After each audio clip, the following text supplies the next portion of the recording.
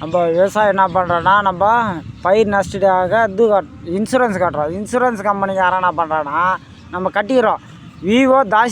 VO மனைக்காரன் இவங்களாம் என்ன பண்ணுறாங்கன்னா, இதாவது ஏரியாவுக்கு ஏற்ற மாதிரியா நம்ம சர்வே பண்ணி பண்ணணும். அதை இன்சூரன்ஸ் கம்பெனிக்காரனுக்கு இது பண்ணணும். என்னது சர்வே கொடுக்கணும். சர்வே என்ன பண்ணுறாங்க, ஆர்ஏ மனைக்காரன் என்ன பண்ணுறாங்கன்னா சர்வே கொடுக்க மாட்டேங்கிறாங்க.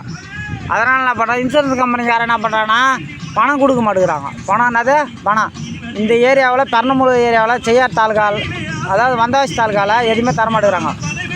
கட்டி வேஸ்ட்டாக தான் போகுது. விவசாய பெருமக்களே கட்டாதீங்க, வேஸ்ட்டு. கட்டினாலும் பெரம்பலூர் யாருக்குன்னா வந்துக்குதான்னு மட்டும் சொல்லுங்கள். இது வரைக்கும் வந்ததே கிடையாது. நானே 2 முறை கட்டி ஒரே ஒரு ரூபா வரல இது வரைக்கும்.